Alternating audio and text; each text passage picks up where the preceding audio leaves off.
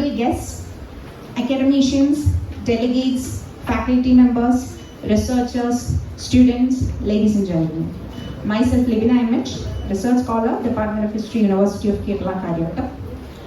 This gives us immense pleasure and our minds are filled with gratitude as we, the Department of History, University of Kerala, is hosting an international seminar of this magnitude.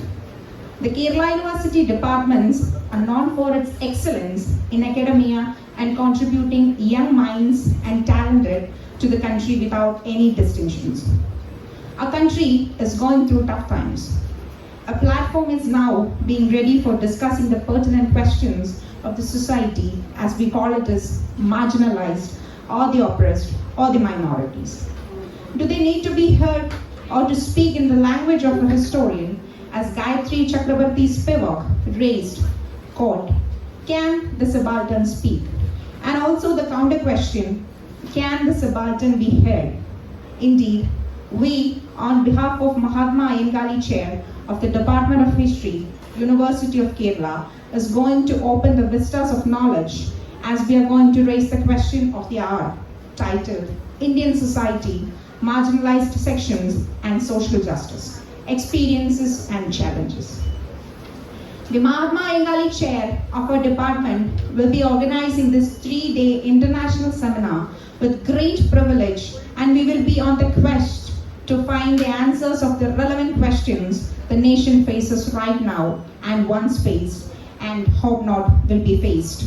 The deprived, the less privileged, the Dalits, the tribals, women, children, the minority, and all others who comes under this category will be our major concerns, as we will be discussing on their health, employment, livelihood, existence, and survival, poverty discrimination, and caste-based oppression, education, disparities, land rights and displacement, gender inequality, access to healthcare, political underrepresentation, and many more.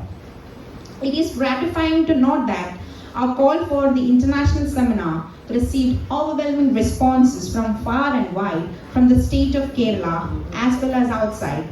And we have received around 200 abstracts for the oral presentations of the seminar, and we were constrained to restrict within 100 numbers. Before starting the inaugural session, here is a humble request. Please switch off your mobile phones or put it in a silent mode till the end of the inaugural function. Thank you for doing that. Since every good thing may start with a prayer song, it is mark of an undying tradition to invoke the Almighty at the beginning of an important event. I would love to call upon Avantika for the prayer.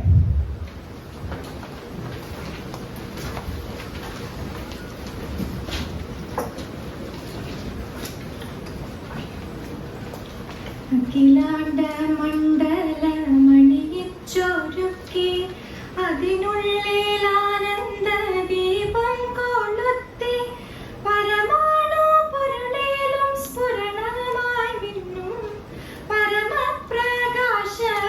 ശരണം നീയെന്നും സുരഘോള ലക്ഷങ്ങൾ അണിയിട്ടു നിർത്തി അധികാല സൗഹൃദ ബന്ധം പുലർത്തി അതിനൊക്കെ ആധാര സൂത്രമേ നക്കി കുടികൊള്ളും സത്യമേ ശരണം നീയെന്നും ദുരിതങ്ങൾ കൂത്താടും ഉലകത്തിൽ നിന്റെ പരിപൂർണ തേജസ്സു വിളയാടി കാണാൻ ഒരു ജാതി ഒരു മതം ഒരു ദൈവമേവും പരിശുദ്ധ വേദാന്തം സഫലം തീരാൻ അഖിലാധിനായക തവ തിരുമുമ്പിൽ അഭയമായി നിത്യവും പണിയുന്നു ഞങ്ങൾ സമരാദി പ്രശ്നങ്ങളാകവേ നീക്കി സമതയും ശാന്തിയും ക്ഷേമവും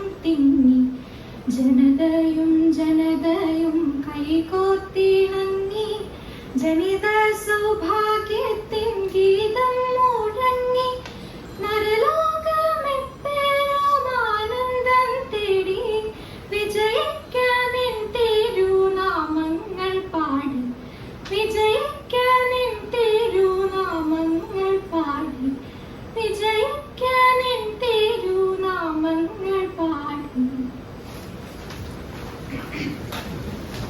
Thank you, dear. We all feel blessed indeed. For commencing our event, we are happy to invite our beloved Professor and Head of the Department, Professor Dr. A. Shaji, Honorable Director, Mahatma Ayyankali Chair for welcome address.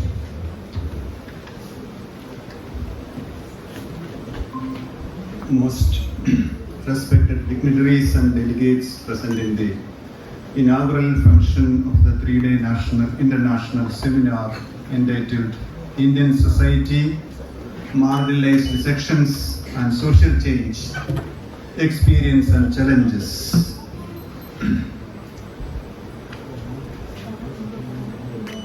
Marginalization is a concept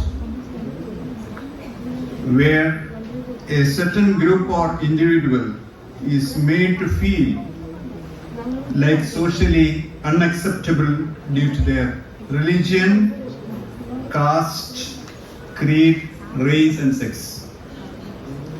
There is disrespect, humiliation and name calling by those in power. Marginalization can cause serious consequences not only to the people belonging to the marginalized group, but also to the entire concept of the unity of a nation.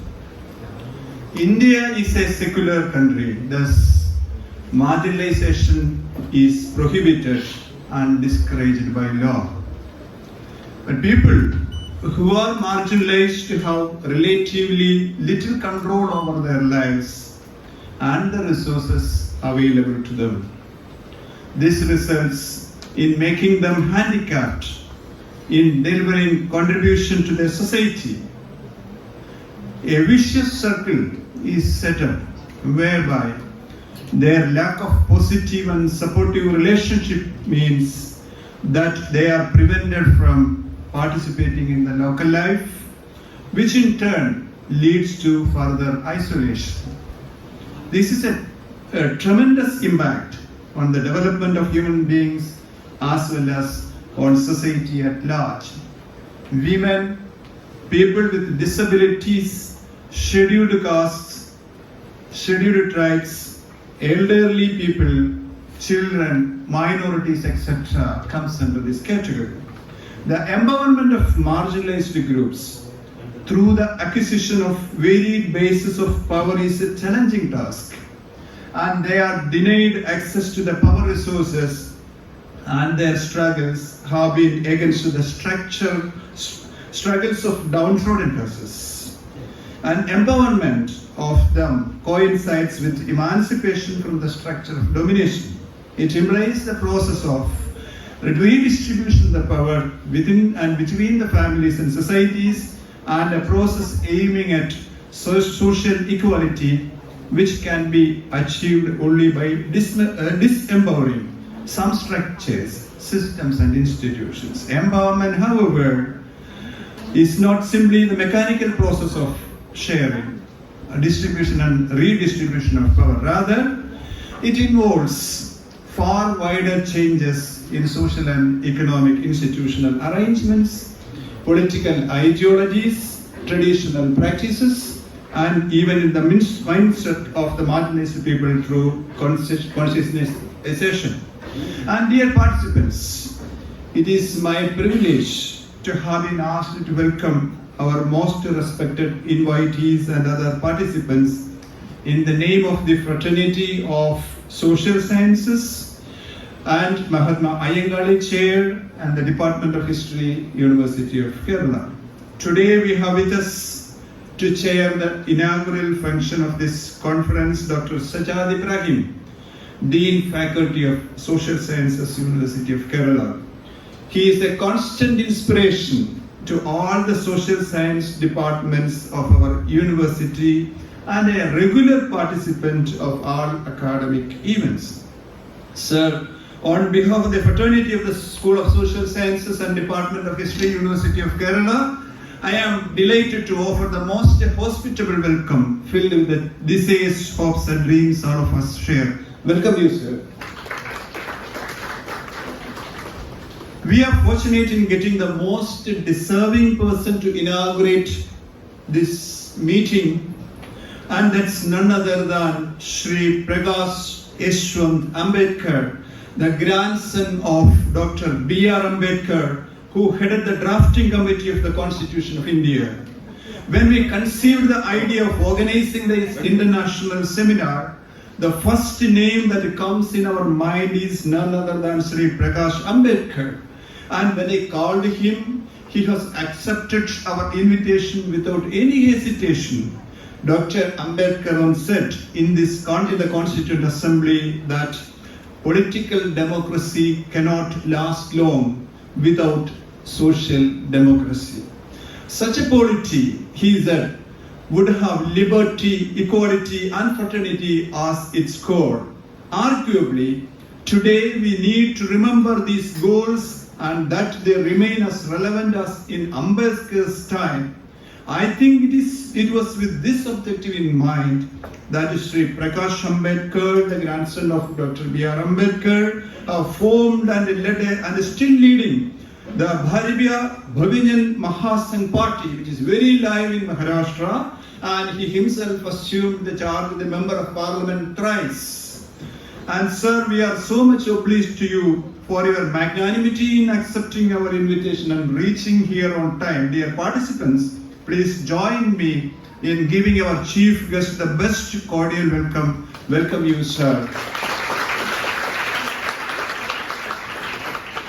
So we are so much proud that we have got an efficient and well-known this lawyer and as well as a legal expert to deliver the keynote address. That is none other than Professor Mohan Gopal, who was the director National Law School, Bengaluru, and as well as functioned as the former director of National Judicial Academy, Supreme Court of India. And he is also still engaging in lot of judicial processes in order to improvise in this judicial systems in India, and he is supporting the Supreme Court of India. And I have the privilege of welcoming him because he is of course a well-known personality not only in Kerala but in India but also elsewhere, all around the world. He has been a well-known person, and as well as he has a very simple, lucid and coherent and compact style of presentation that he has always exhibited,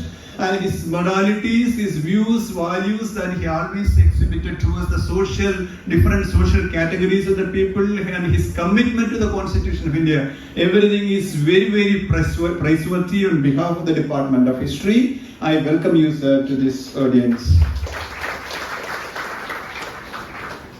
We have with us Professor Gopchandran KG, Member Syndicate, University of Kerala. He is a professor in the Department of Optoelectronics, University of Kerala, and has been continuously serving in the university in the capacity as the Member Syndicate. And he is always a constant source of inspiration to all of us. All the developments which the university has been carrying out all the way through was, of course, the efforts of syndicates of the University of Kerala, including Dr. Gopchandran, who has played a very crucial role in all the developmental processes. He is a scientist par excellence, and he is so totally dedicated to research and innovations. And on behalf of the Department of History, Mahatma Ayyankali Chair, I must welcome you, sir, to this audience. So we have Dr. Professor P.M. Radhamani teacher. He is also a member of Syndicate. She will join us very soon. And she is also very supportive to all our endeavors. On behalf of this Mahatma Ayyankali Chair, in her absentia, I am welcoming Professor P.M. Radhamani teacher also. She will join us very soon. And for this meeting, vote of thanks will be given by Dr. P. Jinimon, my colleague and assistant professor in the Department of History. I welcome Dr. P. Jinimon also. Dr. Sajad is also here. Dr. Mohan is also here. They were my colleagues and supporters and always backing me in all my academic endeavors. And there are, I'm looking around, I can see many familiar faces, past and years and present. So many colleagues, so many well-wishers, so many teachers, not only from the University of Kerala, from outside, from various affiliated colleges. so many persons from far and wide, and it was very, very interesting and inspiring that our call for this seminar has exhibited so much appraisal and as well as acceptance, and we have received about us, this person who has given this angle, he has pointed out, we have received more than 200 papers, abstracts for this seminar from far and wide, from not only from Kerala but from outside as well. But we have to be selective on the basis of quality and merit. We have eliminated many of them, and as much as possible we try to accommodate the papers, and that's why we are organizing this seminar. And we have arranged so many parallel sessions as well in various venues. And after this inaugural function, and from 3 o'clock onwards, so many sites will be there, venues will be there for completing these technical sessions. And it will be this inaugural function will be followed by speeches of many eminent persons, invited talks of many eminent persons. And I must welcome all the participants, the delegates who came from various places, and the students, research scholars, alumni members, and as well as the research scholars and other faculty members of various places, and all those persons who always being always a source of inspiration to all of us. And I welcome all persons who are gathered here. So thank you very much. Thank you. Thank you so much, sir.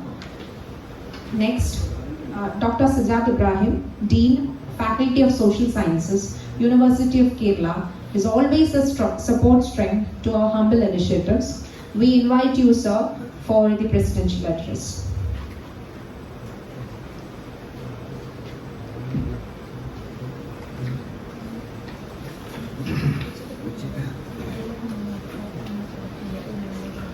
Our chief guest, Sri Prakash, Yeswant, Ambedkar.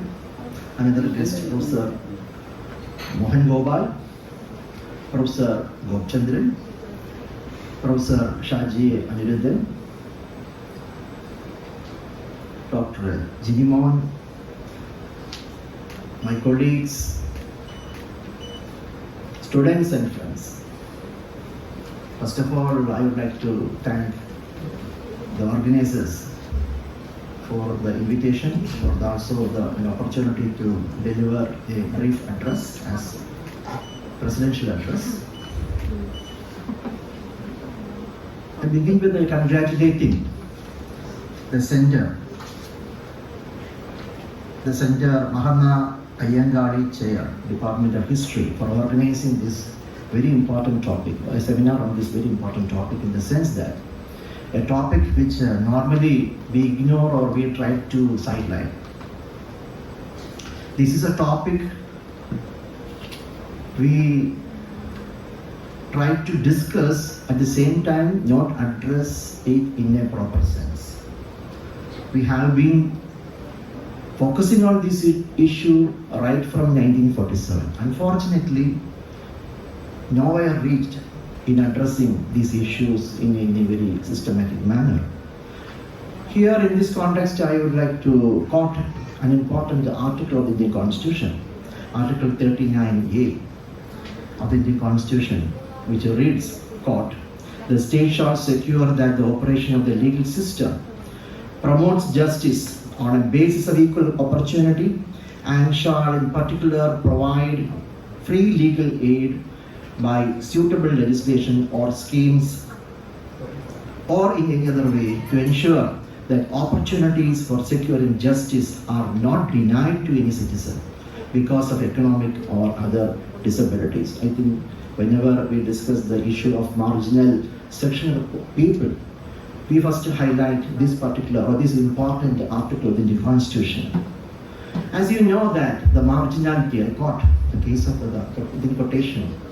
Marginality is the word we try to ignore to a greater extent. Or we feel that there is no such a marginality despite the fact that the situation continues almost same, maybe slight change right from the independence period. Or the past few years, the situation aggravated to a greater extent. One important thing is that marginalized people have a relatively little control over their lives and resources available. This results in making them handicapped in delivering contribution to society. A vicious circle is set up whereby their lack of positive and supportive relationships means that they are prevented from participating in local life, leading to further isolation. So this has a tremendous impact on the development of human beings and society at large.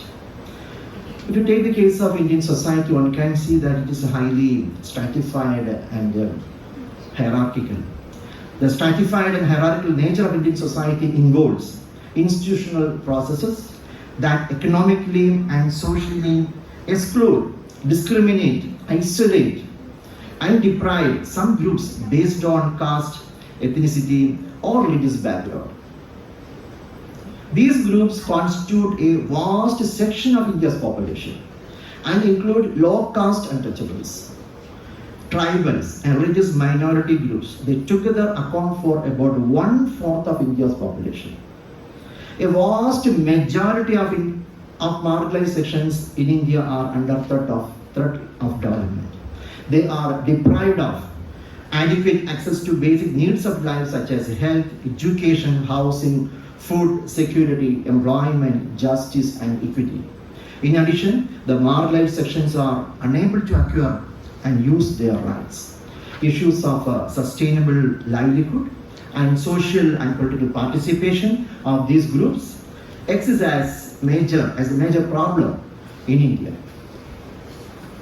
Those who comprise more than 1/6 of the Indian populations stand as community whose human rights have been severely violated. They have no purchasing power, have poor housing conditions, lack or have low access to resources or entitlements. The members of these groups face systematic violence in the form of denial of access to land, good housing, education, and employment.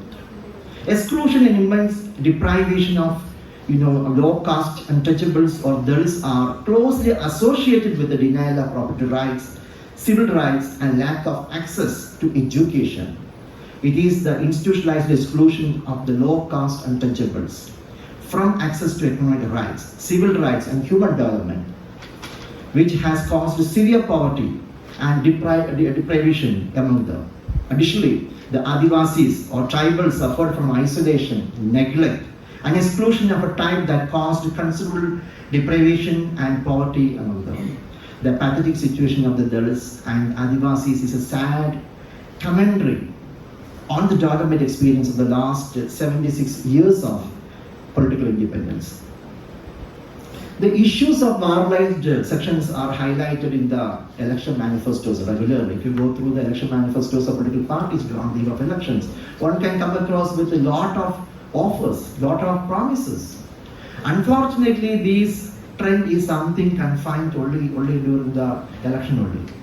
You can see the way in which the government of India behaving, especially past several years. You can see that electoral or the electoral politics is getting a kind of a greater values. So they will be addressing only those categories of people which are very highly valuable for promoting their interest or the values of the vote through which they can come to power. As such, you know that marginalized sections are not given a proper attention. Again, you can see, I can tell you another example. If you take the case of national parties, some of the national parties, not all parties, some few parties, you can see that during the campaign, election campaign also, they campaign the same candidate for, different part of the constituency differently. For example, in the areas where there is or backward people are, staying, the kind of campaign would be entirely different from the campaign in the different parts. There will be conflicting interest. I have seen this, the kind of campaign from the last few general elections of India.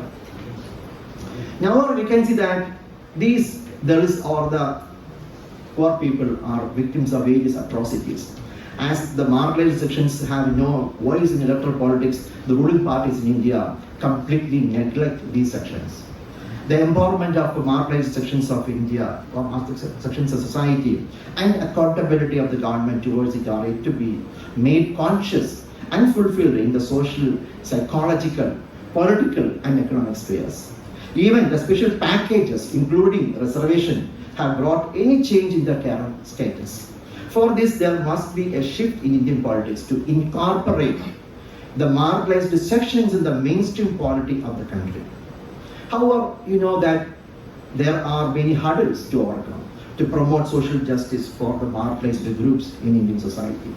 Here, I would like to finally, before concluding my address, I would like to call the attention, your attention of the role of the media, because media is now the center stage of Indian politics, which, you know, deviate our attention, because what media promotes, actually we are trapped in the kind of media kind of sensations.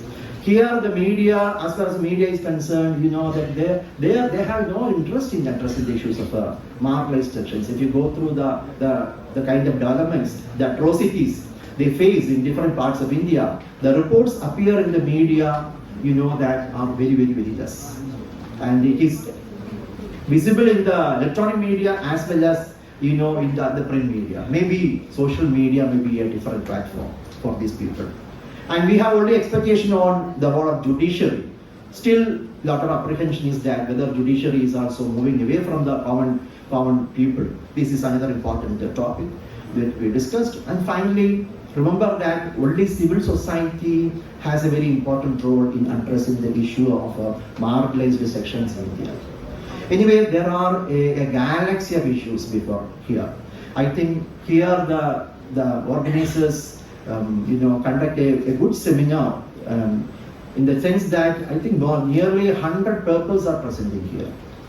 So we will be discussing a series of topics, series of issues. So my request to the organizers is that you have to publish the proceedings of the seminar in a volume for the benefit of the public. So then only it will reach the general public than circling within the academic area. Because within the academic area, I think that it will be a kind of use for only discussing, you know, in the research purpose, publishing purpose, nothing will happen. Because public should know what is happening in India. So with these words, I once again thank you, you know, organizers for inviting me for this particular program. Thank you. Thank you so much, sir.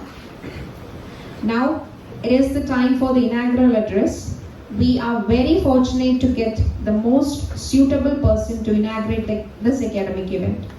The greater privilege is that we have our guest, a national figure, the upholder of constitutional values, the grandson of Bhimrao Ramji Ambedkar, the Bharat Ratna awardee, Indian jurist, economist, social reformer and political leader who headed the committee drafting the Constitution of India from the Constituent Assembly debates, served as Law and Justice Minister in the first cabinet of Pandit Nehru, Sri Prakash Yeswant Ambedkar, fondly known as Bala Saheb Ambedkar, former three-time member of the Parliament and founder chairman of Bharipa Bahujan Mahasangh party. The writer, the lawyer and the politician has blessed us with his presence. We lack words of gratitude towards you for accepting our invitation, sir. And we, with extreme privilege, are welcoming you for the lightning lamp and deliver inaugural address. A ray of light is a ray of hope. Let's all have the darkness, all leave the darkness and step towards the brighter path. Now we will have our traditional auspicious light lamping ceremony as tribute to Mother Saraswati. Please.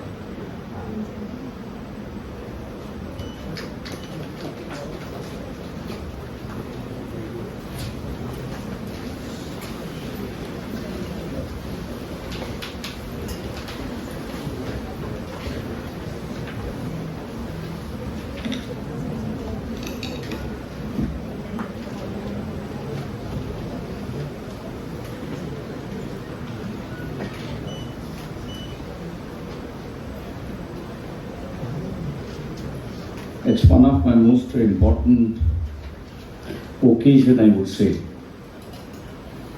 that Mahatma Ayyankali chair has arranged a seminar on the various issues related to marginalized class. In fact, there are many good participants which I have seen. The welcome address by Dr. Shaji along with the keynote address and the presidential address by Dr. Sajad Ibrahim, I should have set the tone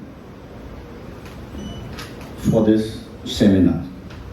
I would dwell only on certain aspects where the movement now is being divided into social movement, I would say ecological movement. When we consider ecological movement, we say it's not connected to us. But let me point out that the forest in India that we see today is because of a class which are referred to as Adivasis. They have maintained it. And when we speak of ecology, we don't take the Adivasis into consideration as far as saving of the forest is concerned, and also the other aspect which is not highlighted is that the mineral resources area are the areas where the Adivasi resides. And therefore, if you see the slogans, Jal, Jungle and Zamin is our basic right. We have never analyzed it. And since we have never analyzed it, we have never realized that what Dr. Ambedkar wanted it, and I would expect Mr. Mohan Gopal to expand upon it when he said that economy should also be a part of the constitution.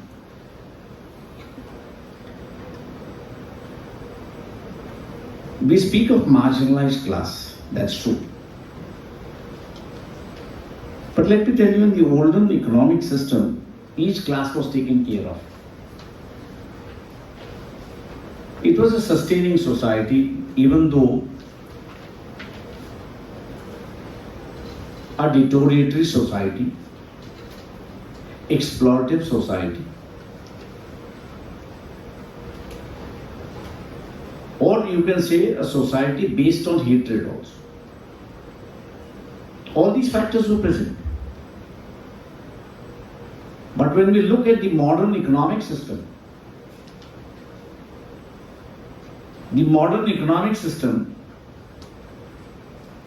has developed out of the same old system which we are carrying on. And therefore, when Dr. Ambedkar spoke that economy should be a part of the constitutional policy, he had in mind that the traditional occupation, even though in older times it carried the hangover of the caste, at the present time it is being adopted by the forward which doesn't carry the caste but it carries the economy itself. So in a modern economic term, when we see these classes have already become deprived and therefore they have become marginalized also. Had there been a proper evaluation of the first 5-year plan, and that is where I think so the crux lies. If you remember, Dr. Ambedkar and Nehru had a difference of opinion. He said, I don't want to become a minister, but I want to become a chairman of the planning commission.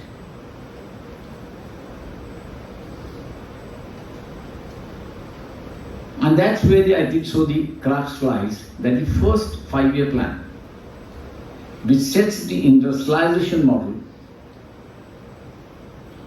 changed the whole system of economy from a sustainable model to a big model.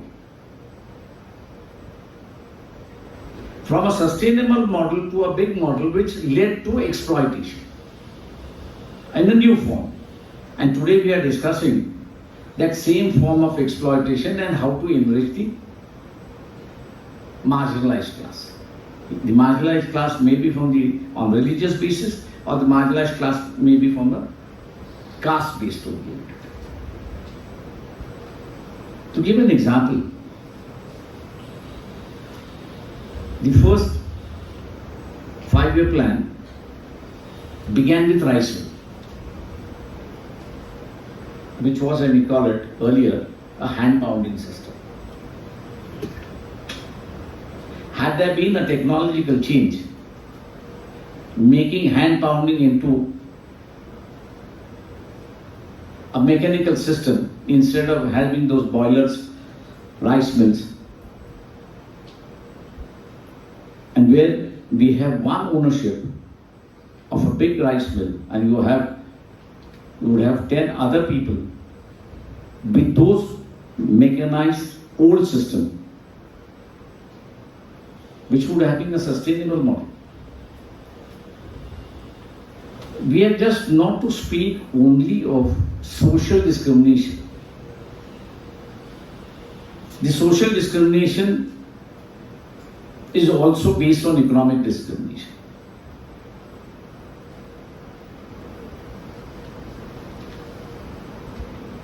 Like Dr. Ibrahim spoke of the purchasing power.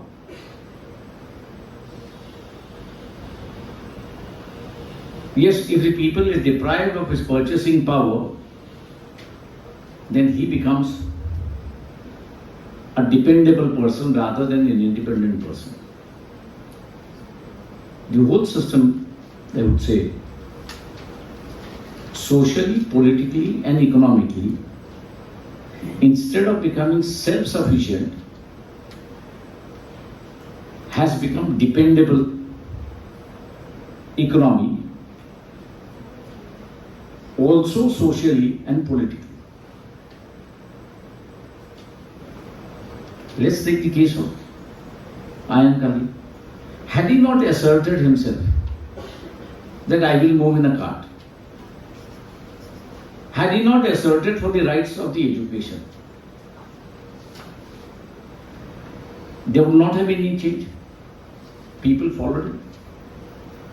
When we speak of marginalized class, we have to speak of assertion also. If you ask me, every class is a marginalized class in this country.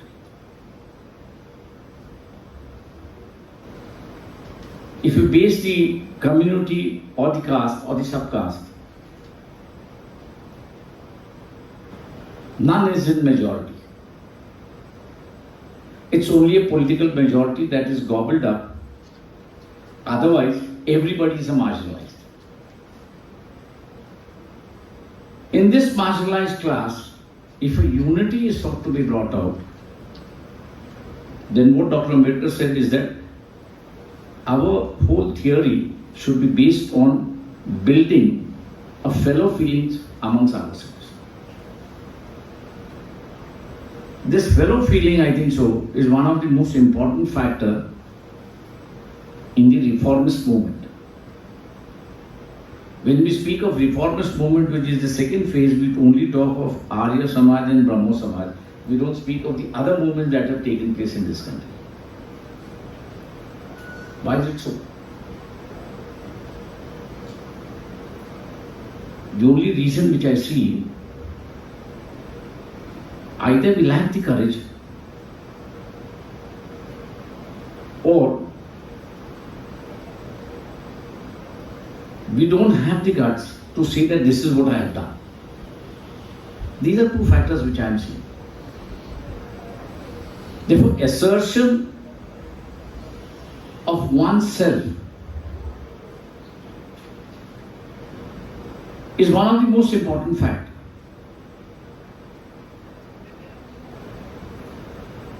And the assertion has to be socially and politically. Economically, it will follow. And to have an assertion is to have your own identities. Unless you have your own identities, the recognition will not take place. You will not be counted. Your views will not be taken into account for. And therefore, when you speak of marginalization, it may be regional marginalization, or it may be a caste-based marginalization. That specific thing has to be spoken of. Let me take the case of the ratio between the boy and the girl.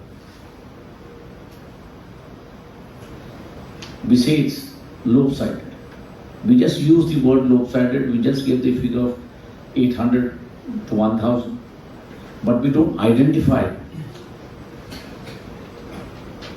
within the communities which is responsible for this deformation within the society of a child between a boy and a child, between boy and a girl's ratio. Why are we afraid of? If we want to reform, we must learn to pinpoint where the negligence lies, where there is a social attitude against the woman. And then only it can be addressed, not otherwise. Generalization doesn't give the total picture. And therefore today what we are saying is that girls from one state are being missing in large numbers. They are not missing. I asked the police officer, I said, what's it? He said, no, they are not missing. They have been married off at some other states. And he said, what's the reason for it? They say the ratio over there has deformed, and therefore these incidents are taking place. If we fail to identify these issues, I think so the social movement is not going to go ahead. These are smaller issues, but they are larger issues where they change your whole concept of the people. Changing the concept is one of the most important things, I would say. Lastly, I would come over here is juvenilization of Dr. Ambedkar. But unless you universalize Dr. Ambedkar, not in terms of caste and religion, not in terms of constitution, but in terms of building a nation, in terms of building an economy in this country, in terms of building a social system in this country, building up relations between the human beings, and bringing about understanding within the heterogeneous mass. That will lead to success of a social movement and of the marginalized class. Unless the attitude change, unless there is a change of attitude, the outlook is also not going to change, nor whatever promise that have been made in the 70 years of political system are going to take shape in this country. And therefore I said it's a feeling of belonging, a feeling of oneness, a feeling of being a part of the society, seeing that the exploitation has put to an end. Unless we come to those principles, speaking only of marginalized class and the method of elimination of the class will not come around. I'll just give the last example and then close my day. You take the case of the Adivasis. There's an exploitation going on. When he is in his village, he is referred to as Naxalite. When he moves out of the city and comes, when he moves out of his village and comes to the city, we refer to him as,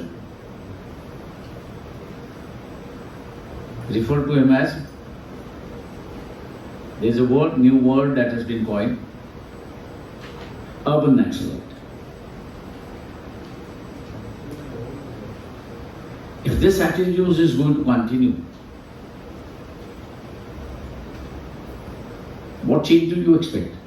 And we are not ready to attack why the urban Naxalite and why a Naxalite word is being used.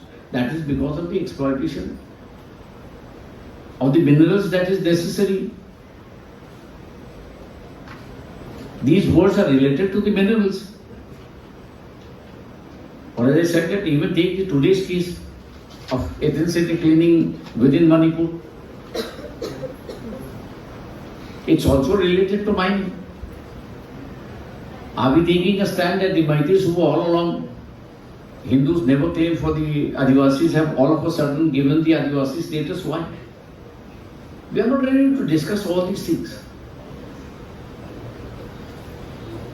Because constitutionally, people living in the scheduled area is governed by the 6th schedule. And if any resources are to be mined in those areas, it is the Hill Council that decides. It's the Adivasi Council that decides. And they being the protector of the natural resources, they are very reluctant in allowing the government to exploit it. And therefore what has taken place is an ethnic cleaning of the Kokis who form the majority in the Adivasis. These are issues, I think so, which are more relevant, which should be discussed. Unless we discuss, the minds are not going to open. If you take the common man, he is guided by the strata in which he is living. If we want him to come out of that strata, discussion is the only way. And forcefully putting out the facts before the people is more important. And I think so this session or the conference has to make a contribution. Opening up the minds of the common man must be the task. He must be informed of what is happening in this country. He must know where he is leading to. Let's take the case. Politically, I must say, we are heading socially for a leaderless in this country.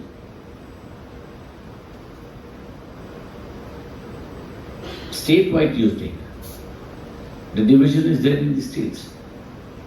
You take at the national level, the division is there at the national level. The distrust is there at the state level, the distrust is there at the national level.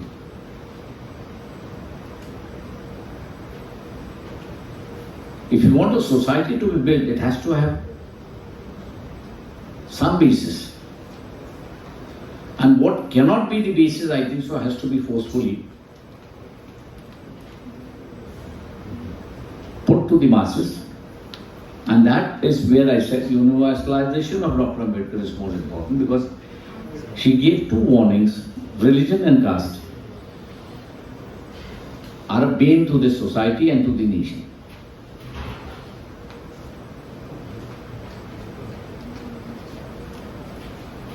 If we proceed on these lines, I think that this conference will make a greater contribution to the society, and I hope that this conference will move around that line. I thank all the organizers for giving me an opportunity to inaugurate and also to push across my views. Thank you very much. Thank you so much, sir.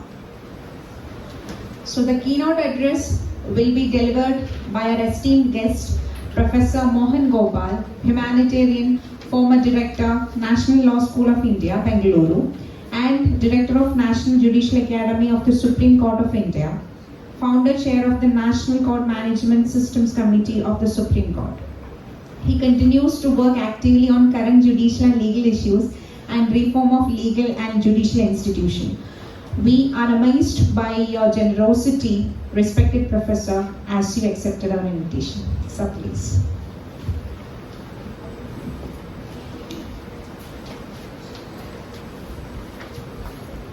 Respected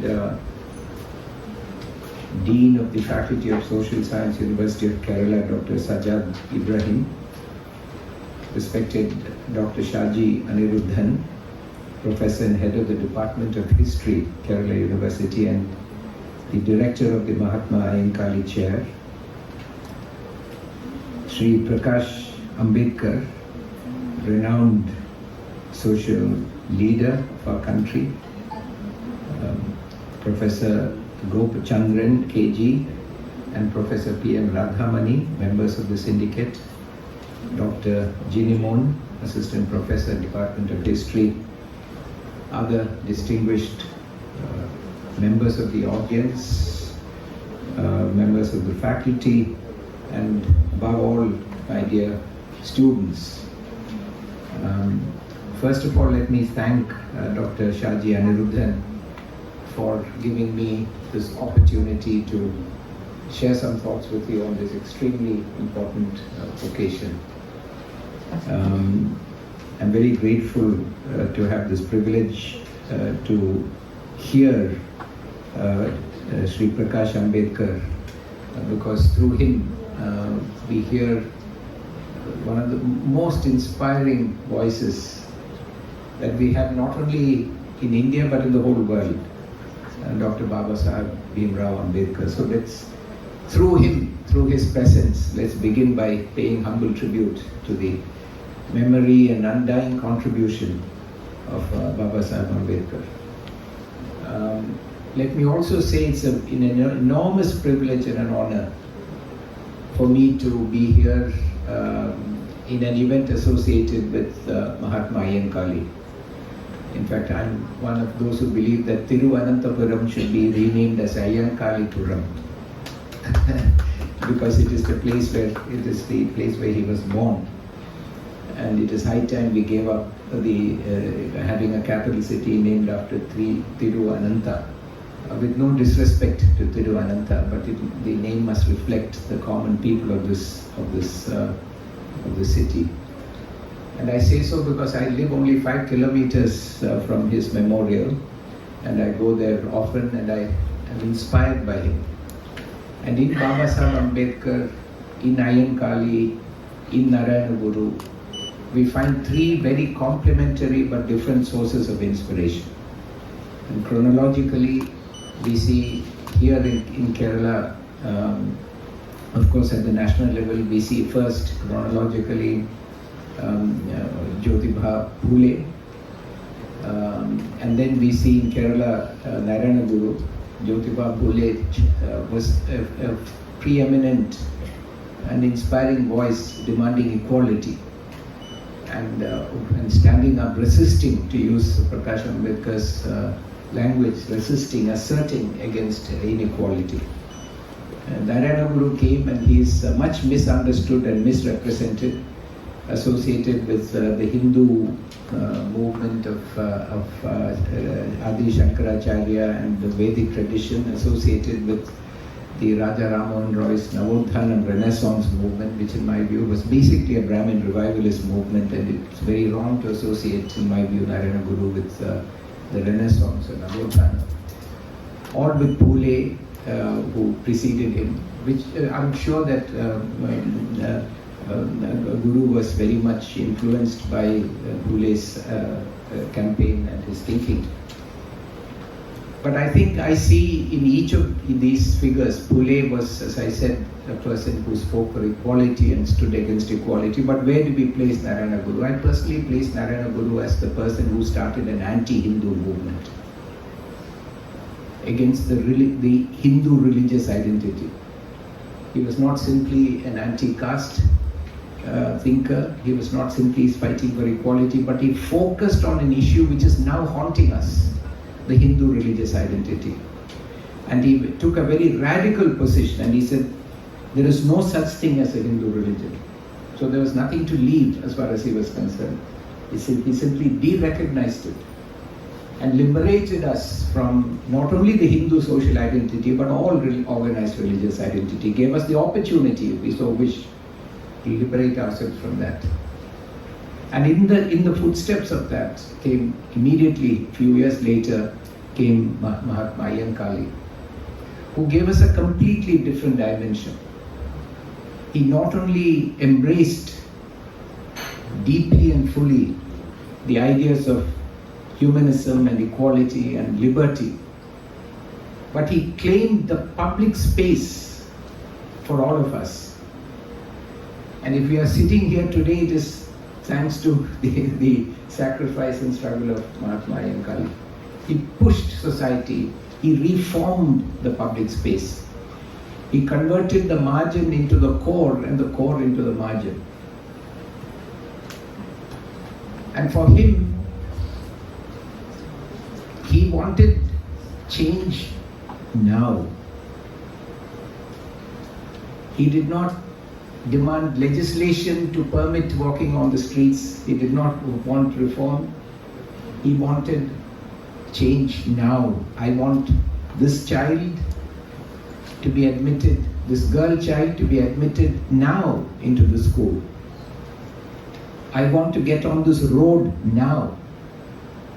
It is like the famous discontent that Narayana Guru had with Gandhiji's approach in Vaikam, where he said surrender and don't resist. He said no, you should break, you should transcend the barriers, enter the temple and drink the payasam. Don't wait for bringing moral pressure to get these people to change their mind. We must take the space that belongs to us. So the urgency that we heard from Mr. Prakash Ambedkar, I think comes from a long tradition that we want change now. We are not prepared to accept that we are marginal people. In terms of resources and power, we are thankfully, at the margin, the edges of power and resources in an exploitative and unjust system. But in terms of sheer numbers, if you come into this vast subcontinent, who is marginal and who is the core? Who is the mainstream? We are the mainstream. We are 85-90% of this country. It's like saying that coconut trees are marginal in Kerala. They're not marginal in Kerala's vegetation. They're central in Kerala's vegetation in many parts of Kerala. They may be marginal in terms of their value compared to some other coffee plantation or vanilla plantation, but you can't say they're marginal. So we must understand that we are not marginal people. We are the core, the flesh and blood, the backbone of this country and the state. And it is the margin that has cornered for itself power and resources. And the challenge before us is, how do we learn from Mahatma Ayyankali and occupy the spaces of power today and not tomorrow or the day after? And I would like to focus in the rest of my remarks on one strategy for achieving that, which has been gifted to us a century ago by Dr. Babasaheb Ambedkar, but we have completely neglected and forgotten. And I'd like to focus on that. But before I do that, I'd like to compliment Dr. Shaji for this wonderful seminar that he's organized with such wide and deep participation. There are 100, over 100. They're being modest when they say 100, but there are over 100 abstracts that we have got, and they cover a fantastic set of topics. And I sort of try to understand the broad trends within these topics, and I found that they cover, they express the voice of 7 marginalized groups, tribals, Dalits, backward classes, minorities, the disabled, migrants and refugees. They cover 4 geographical areas, India as a whole, our whole vast country. In addition, in a lot of depth, it covers what's going on in terms of marginalization in Kerala. And it also covers, there's a paper on, or an abstract on women, the marginalization of Bodo women in Assam. There are topics from Tamil Nadu. So there are 4 big geographical areas that is covered. There are 8 theaters of marginalization that are covered. Starting from food, someone I admire very much, Dinu Vail is here. He will speak to us about caste and food. I'm reminded of a story where Ralph Nader, the famous consumer activist, I heard it directly from him in a speech actually. When he was a student in the 1950s in the Harvard Law School, he went to the professors in the law school and asked them, why is there no course here in this law school on food?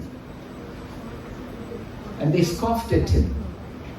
They said, young fellow, do you have any sense? What does law have to do with food? And so he went back and he built the whole relationship between law and food.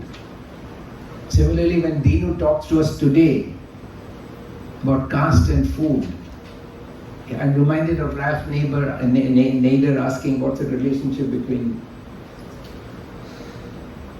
law and food, and what is the relationship between caste and food. But Dinu has already fleshed out how deeply entrenched, how the margins of the society,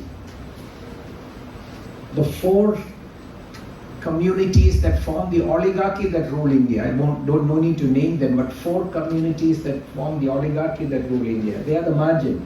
How deeply they have entrenched their ideas into our daily thought, and we have to flesh them out. And that's what.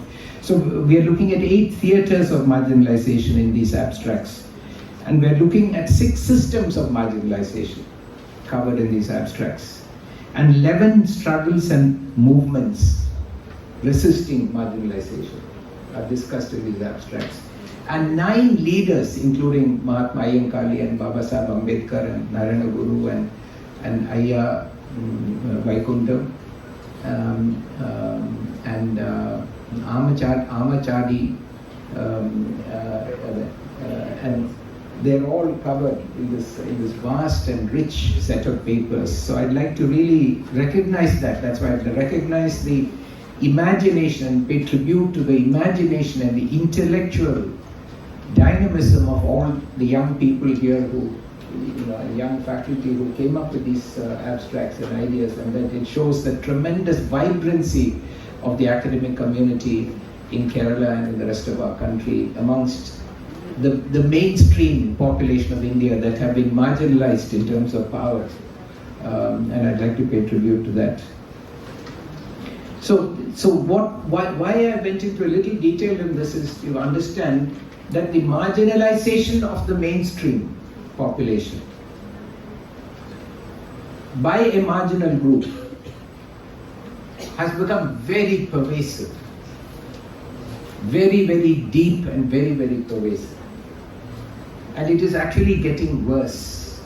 And they're deploying their power, financial, state power, knowledge power, media power, academic power, to entrench this the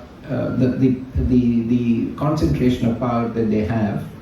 And I'd like to just set the extent to which other new tools are being developed by a very alarming proposed addition to the new Indian Penal Code that has been introduced a couple of days ago. There are two provisions there which are relevant to our discussion. In section 111, the proposed section 111, clause 111 of this bill, says that a person is said to have committed a terrorist act if he commits any act in India or in any foreign country with the intention to threaten the unity, integrity and security of India, to intimidate the general public or a segment thereof, or to disturb public order by doing an act which, and the number of acts are listed. One of those is to destabilize or destroy the social structures of the country.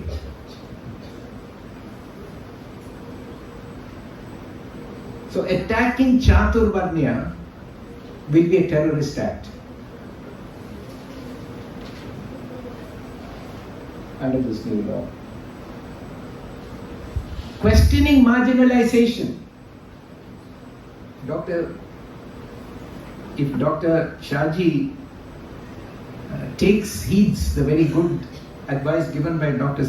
Sajad Ibrahim and publishes these papers, and this law comes into effect, he may be charged with terrorism. Because he would have attempted to destabilize the social structures of the country. Section 195, proposed section 195 says, it creates a new offense called imputations, assertions prejudicial to national integration. And it criminalizes the making or publishing, even if you don't publish, sitting in your house, if it's caught. Don't tell anyone, don't even tell your children, then don't tell your spouse. You just make it, right? Of any assertion, counsel, plea or appeal concerning the obligation of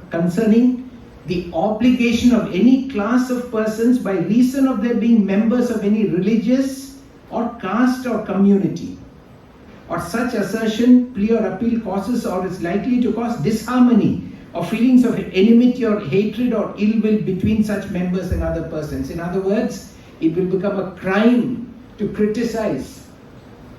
For example, the obligation to practice untouchability or caste discrimination or gender discrimination.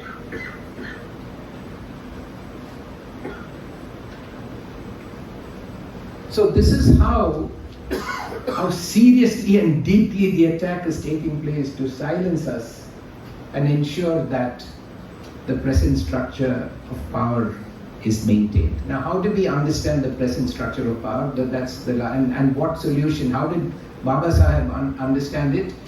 As best as I can understand it, I feel a little nervous to say this because I'm sitting in front of his grandson, who knows much better than certainly me.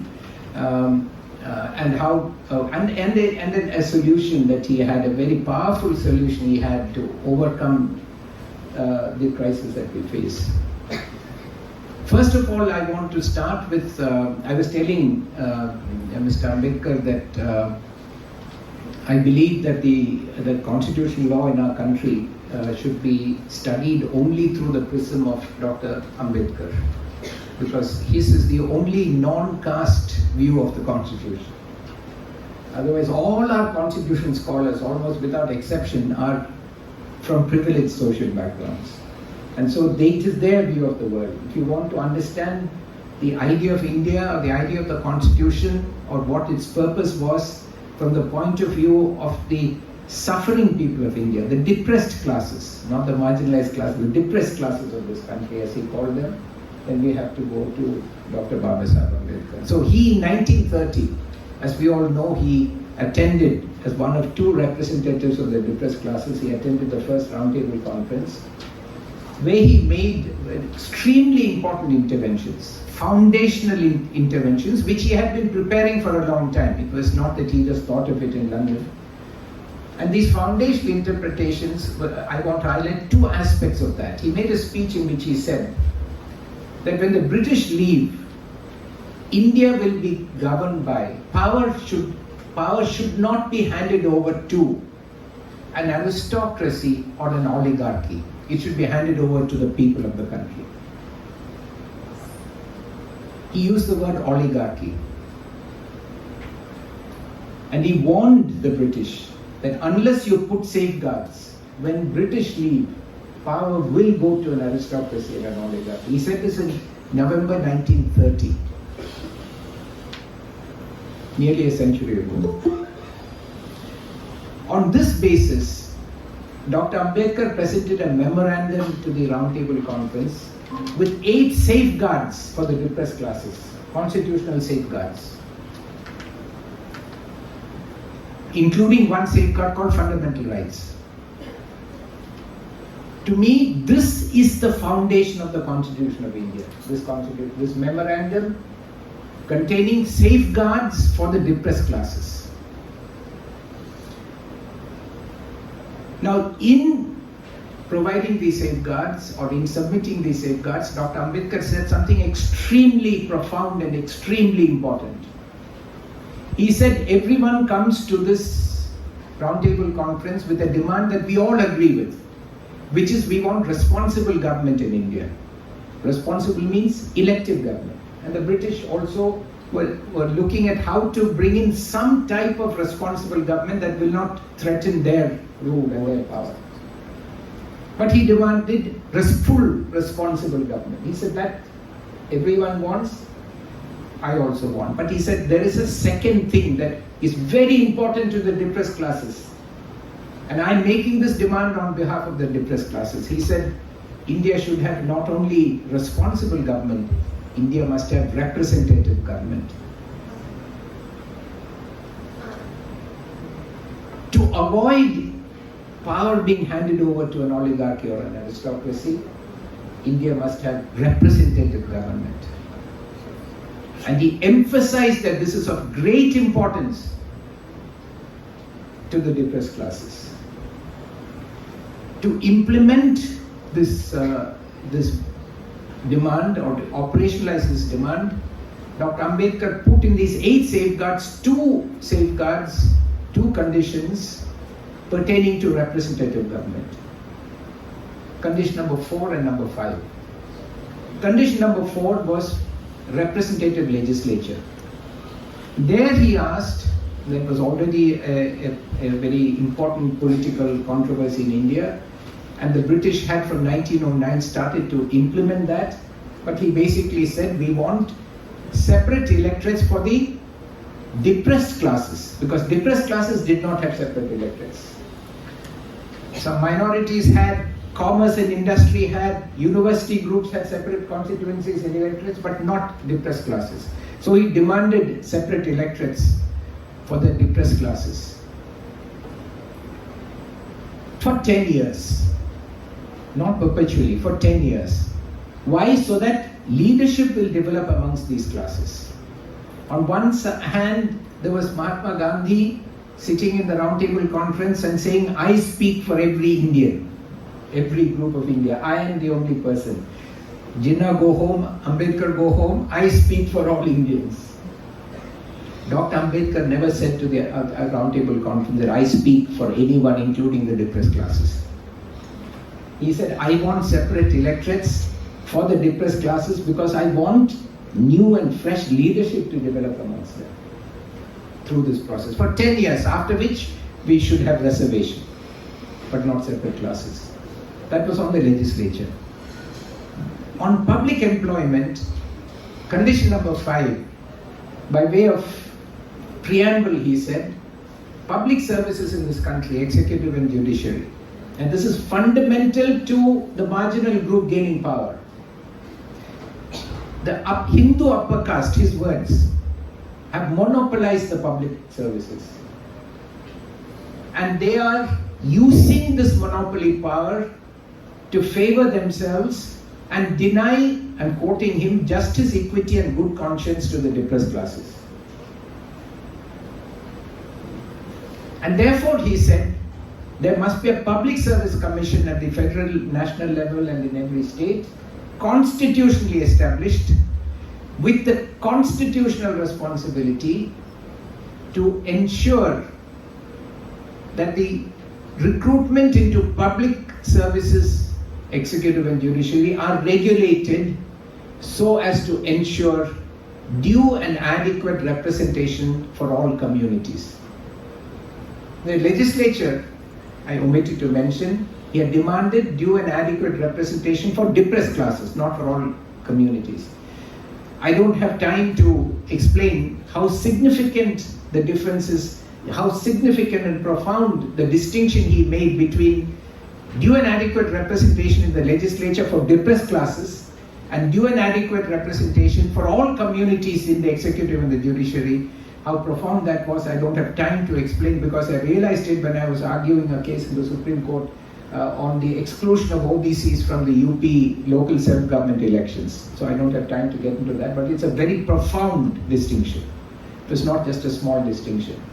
But in condition number 5, he said, all communities must have due and adequate representation in the executive and the judiciary. Due means according to population share. Adequate means small communities must have a minimum to ensure that if representation is effective.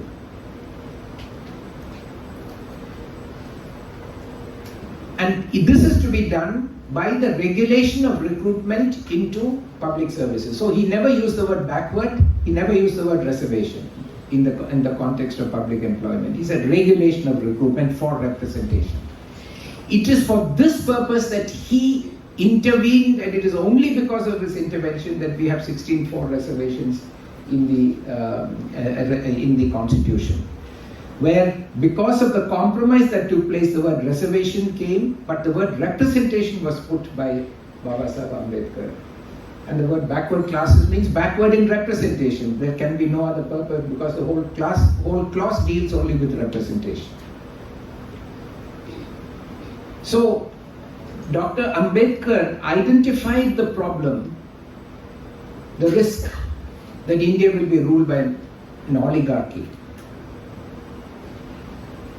Oligarchy, you know, the chemistry student, the chemistry professor, Professor Vijay Kumar actually taught me. He said we have oligosaccharide and polysaccharide. So polysaccharide means lots of saccharides. Oligosaccharide means or monosaccharide. Or oligo means few. Mono is one. So few people. And we also know oligopoly and the monopoly in economics and in other fields, where we know monopolistic competition and oligopoly and monopoly. We know all that. So oligopoly is basically where there's a few people who they individually cannot control. They will fight with each other. It sounds very familiar, you know. Brahmin Baniya conflict, Kshatriya conflict. It's a classic oligarchy, right? And they will fight with each other, but they will not let anyone else into that, you know. So he was prophetic when he said that there will be an oligarchy that will rule India.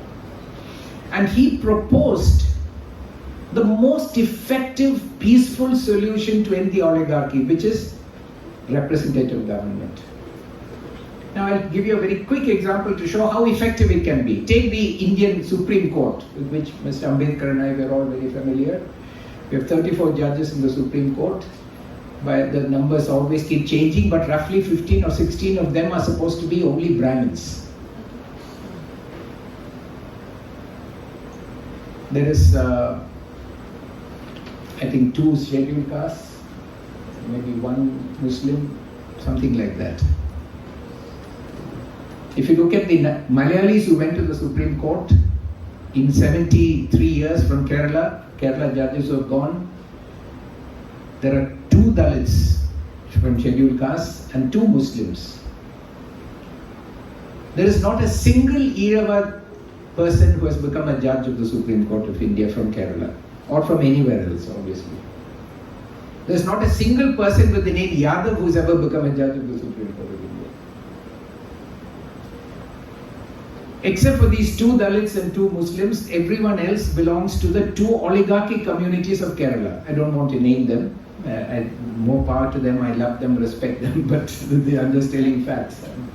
I don't want to commit a terrorist act under Section 111. So maybe I already have, because God knows how they'll interpret it. But if you had a Baba Sahib Ambedkar vision implemented in the Supreme Court, of the 34 judges, 8 would be SC/ST, 20 would be Avarna, 5 would be Muslim and Christian.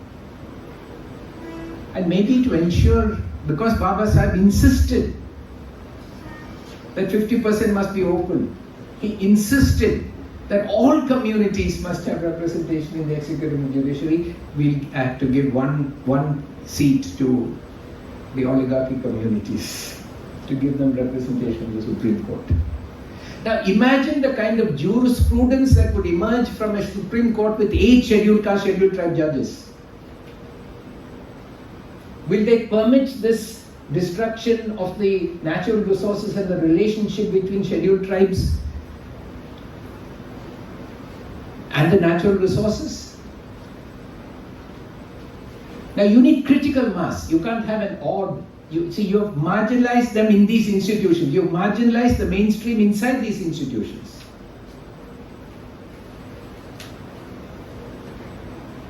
So you can see the significance of what will happen if our powerful institutions, now you have, because our powerful institutions become representative, it will change the complete character of the Indian state.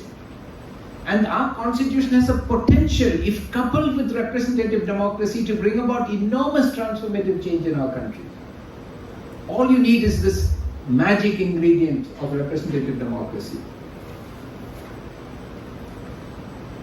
Now, representative democracy has been shelved, strangled, stifled, blindfolded, left in hibernation. And reservation, which was supposed to be a tool for representation. I argued the EWS case before the Supreme Court. I told the Supreme Court in so many words. I said, I'm here not to argue for reservation, I'm here to argue for representation. It's only a tool for representation. If I find a better tool for representation than reservation, I said to the Supreme Court, I will throw this representation into the Arabian Sea. But I want representation. Because that is what is necessary for the stability of this country, of everyone. Gradually now that argument was heard widely, lots of people are now waking up out of a deep slumber in which they had forgotten Baba Sahib Ambedkar's main message to us. I'm giving you this magic wand with which you can save India. Demand representative democracy. That is where we go back to his grandson telling us today that while we may have our own reservations, we may be wedded, we may not be wedded to social identity, it is very important to have some kind of identity as a unit of representation. Not just caste, not just religion. The identity can be LGBT, it can be refugee, it can be, as one of the papers says, new migrants are becoming a new community in Kerala, migrant workers. Whichever group of people demands to be recognized as a community must be given that representation. In the United States, recently I read in Stanford University, a group of right-wing students wanting to challenge the idea of religion, sure that it would be denied, made up a religion of their own. They called it something and they said the only criterion to belong to that religion is that you must believe that you will not eat fruit in the Stanford cafeteria. If you believe in that, you can be a member of this religion. So they made that religion, they sent an application, and the application got approved, and they became an officially recognized religion. Because the state should not sit in judgment on whether a commitment to not eating fruit in the Stanford cafeteria is adequate to become a separate religion or not. The state has no business to do that. If enough people come together and say, that is my religion, religion is something that binds you, a belief to which you're bound, religare, to which you're bound. That's liberty. So we want representation of all groups. That's why Baba Sahib said, due and adequate. If there are only 20 of you that believe that you should not eat fruit in Stanford University, you may not be able to have a state senator. But if you are 6% of the population, then the whole country of the United States can be persuaded to say that you must have representation amongst 9 judges of the US Supreme Court. And the 6% of the population are black women in America. When last year a vacancy came in the court, there was a consensus in the country, we have a black man, but we don't have a black woman. So we need a black woman. And they appointed a black woman. And today out of 9 judges, there are 2 blacks, 1 man and a woman. There are 4 women. And what's more interesting is, the equivalent of our oligarchy in the United States is called white Anglo-Saxon Protestant. There is not a single judge amongst the 9 judges who was born into that white Anglo-Saxon Protestant community, which means their Supreme Court is 100% minority. Because they know that this powerful group will dominate the economy, will dominate society, academia, media. So at least the judiciary should be there as a check and balance against majoritarianism. This is a democratic aspiration. It's not that it's a perfect democracy, it's a democratic aspiration. So 12:20 was the time indicated to me by I don't want to disrupt. So the main message I want to send is, here is the instrument that Baba Sahib Ambedkar, and I'm very privileged to be able to say this in front of his grandson, according to me, has given us very powerful solution. As a first step to get as a first requirement to get to democracy, not the first step, the first requirement to get to democracy, let us at least have a legislature, an executive and a judiciary that is representative of the people of this country. Then let those representative institutions decide what kind of policies and what kind of laws we should have. If you look at history, we'll find that those countries that have made a commitment to giving voice and representation and political participation are the ones that moved ahead. Ayyankali demanded not representation alone, he demanded presentation. He wanted presence. It's only when you have presence that you can have represence on your behalf. But thanks to Ayyankali, thanks to Baba Sahib Ambedkar, thanks to Narayana Guru, thanks to all these great reformers, we have presence today. But we don't have re-presence in the corridors of power.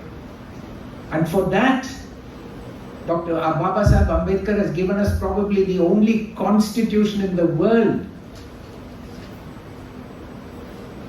that requires representation. Dr. Sajad Ibrahim read Article 39A, that the state shall ensure that the operation of the legal system shall promote justice on the basis of equal opportunity.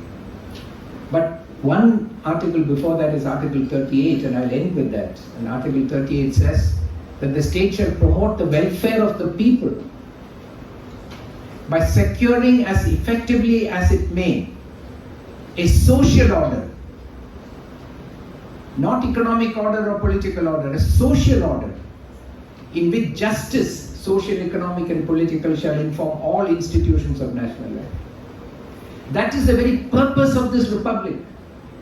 That is the mandate given by the Constitution for the entire state to follow. And that cannot happen unless we have representative democracy and representative government. So let me conclude by saying that we should all start deeply thinking about the role of representative democracy as the vaccine against marginalization, as a tool to dismantle the oligarchy and restore to the mainstream the power and resources and participation and democratic rights that the Constitution promises them. Thank you very much. Thank you so much, sir. Prior to the felicitations, we will be honoring our honorable guests with a token of love and gratitude from the Kerala University and our history department. So presenting the token of gratitude and love to Shri Prakash Yeswant Ambedkar, we invite Professor Sajad Ibrahim, Dean of Faculty of Social Sciences, University of Kerala. Sir, please.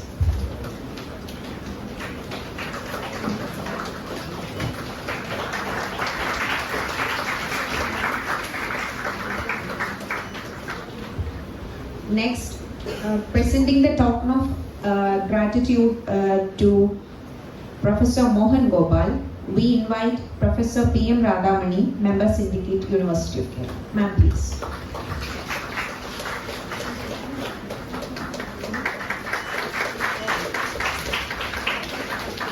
Thank you so much, everyone. So, moving on, Professor Gopchandran KG, Member Syndicate, will be rendering the felicitations on this auspicious occasion. Sir, please.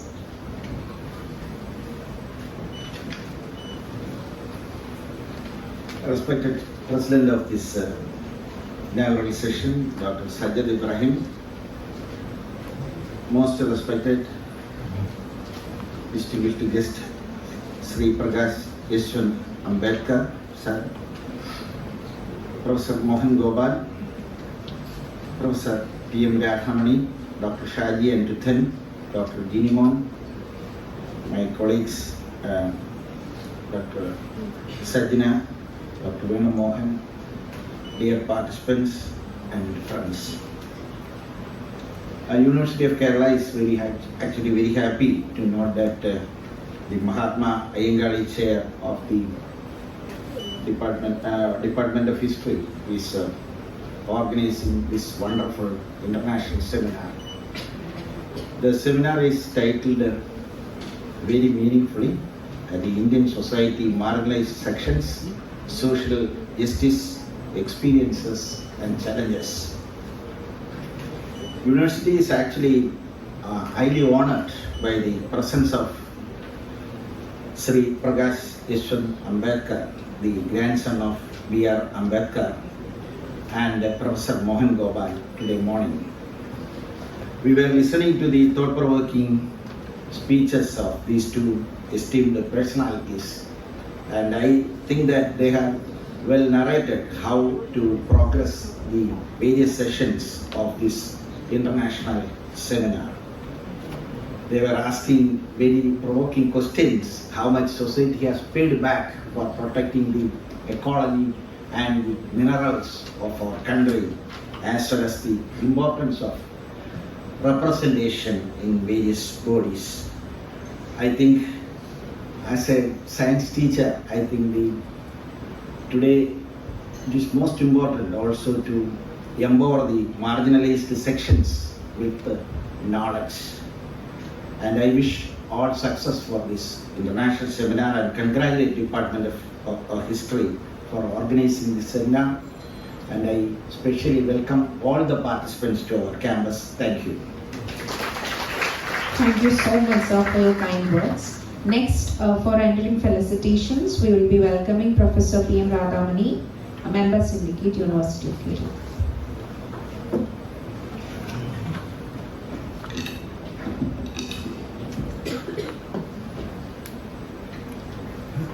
Respected President of this session, Professor Sajad Ibrahim, Dean Faculty of Social Science, and most respected Shri Prakash Yeswant Ambedkar, grandson of P.R. Ambedkar and founder, chairman of Bahujan Samaj,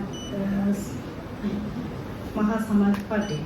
And Professor Mohan Gopal, former director, National Law School of Bengaluru and former director, National Judicial Academy, Supreme Court of India. Professor Shaji Anirudhan, Head Department of History as well as Honorable Director, Mahatma Ayyankali Chair, and Dr. Jinimon, Assistant Professor, Department of History, and other faculty members of History Department and other participants and delegates. I am extremely proud and privileged to have this occasion to share the common stage with Dr. Shri Prakash Yeswant Ambedkar and Professor Mohan Gopal. And as a part of this governing body of University of Kerala, I once again welcome both of you to this university.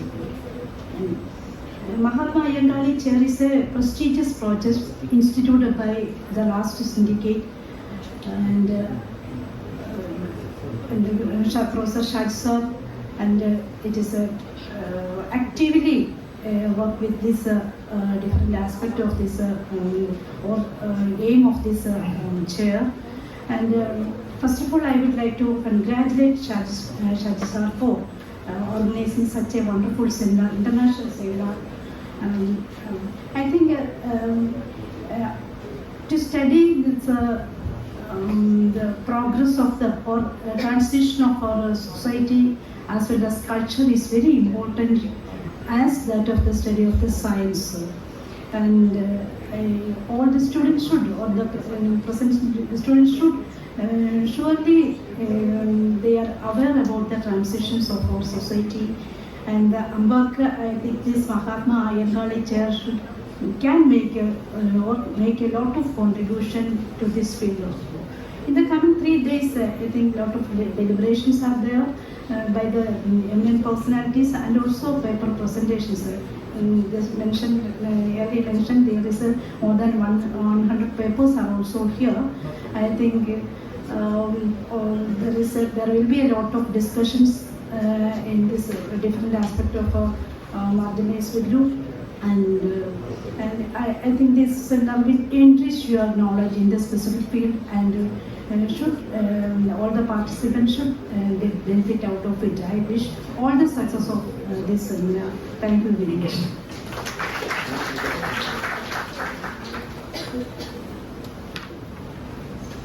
Thank you so much, ma'am. So now we will be welcoming Dr.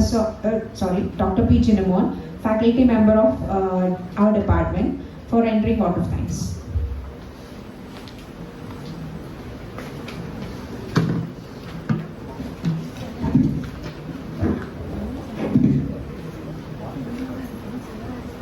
Here, respected chairman of this session, Professor Sajad Ibrahim sir, Dean, Faculty of Social Sciences, and the distinguished members who gathered here for 3-day international seminar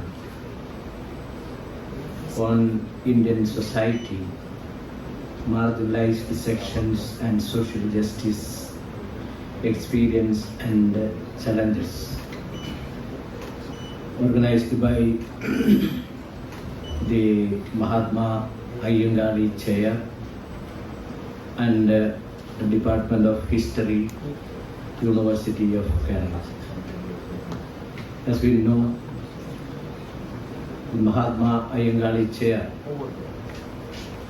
as an institution established by Government of Kerala for the all-round development of the communities who belong to the lower strata of the society.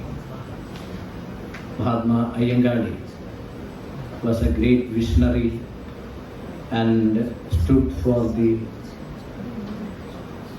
unprivileged sections of the society, and he tried his level best to bring the people from the lower strata of the society to the mainstream of our society.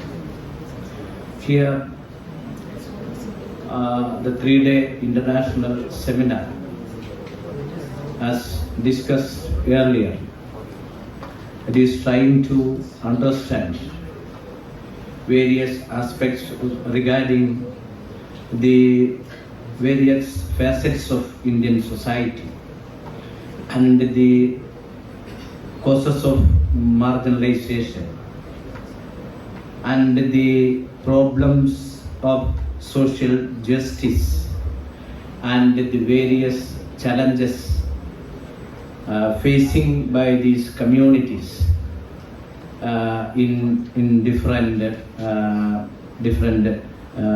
realms of life. This 3-day seminar, we hope that it became a very significant beginning in the case of the academic discussions and deliberations related with the broad area covered in this international seminar. It is my duty is cast vote of thanks to the gatherings. First of all, I would like to extend my sincere thanks to Professor Sajad Ibrahim sir. He is the Dean, Faculty of Social Sciences, and he is always with us in all academic activities. On behalf of the Department of History and on behalf of the Mahatma Ayyankali Chair, thank you sir, thank you for your cooperation and presence. The next person is none other Sri Prakash Yeswant Ambedkar, grandson of B.R. Ambedkar. As we know, B.R. Ambedkar laid the foundation of our constitution, and he has made a lot of suffered a lot for the unprivileged and underprivileged sections of the society. Even today, the society, the people belong to the lower strata of the society, suffering a lot in terms of caste, religion, gender, and many other reasons. Here, our constitution is the only remedy to find out the solutions, or only the thing we want to reach into a final solution for our problems. Here, Prakash Yeswant Ambedkar has delivered a very good speech on the basis of his experience and his active participation in this in the day-to-day life for improving the quality of the people. On behalf of the Department of History and on behalf of the Mahatma Ayyankali Chair, I extend my sincere gratitude to Sri Prakash Yeswant Ambedkar sir for your kind presence and participation. The keynote address is delivered by Professor Mohan Gopal, former Director, National Law School, Bengaluru, and former Director, National Legal Academy, Judicial Academy, Supreme Court of India. As we know, he is a very rich person in Indian laws and jurisprudence, and he is a very well-known academician. He has made his own contribution to the various aspects related with the laws and justice in India.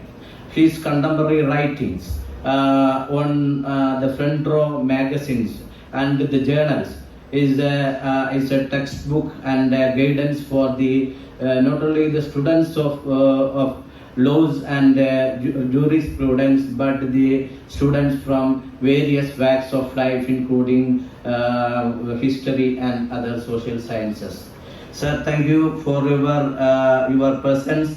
Once again, I get across my sincere thanks to Professor Mohan Gopal sir for your kind presence. Here, our two eminent teachers, they are the syndicate members of our university, Professor Gopchandran sir and PM Radhamani teacher. These two teachers are always with us in each and every academic activities, especially for their presence, their participation, their guidance, and so on. It is not necessary to convey gratitude to them. As a part of this academic community, as a part of this Kerala University academic community, I express my sincere thanks to Professor Gopchandran sir and Professor PM Radhamani teacher in this function, participating in this function. In addition to it, the research scholars and the teachers from various colleges and universities, my colleagues Dr. Yeswant, Mohan, Dr. Sajad, and the teachers from various just a minute, I get lost the name of Shaji sir. Shaji sir is always inspiration behind the all activities during his tenure. We can see we have conducted a lot of programs, lot of academic programs, and his guidance and his support and his leadership quality. It is very significant in an academic institution. I would like to congratulate Dr. Shaji sir for his coordination and his willingness to organize this program, and for Department of History and for Mahatma Ayyankali chair, I express my sincere gratitude to Shaji sir. And the teachers, the research scholars, and postgraduate students, and when a lot of the students, researchers, and many others are here, and we are going to lunch. And before that, I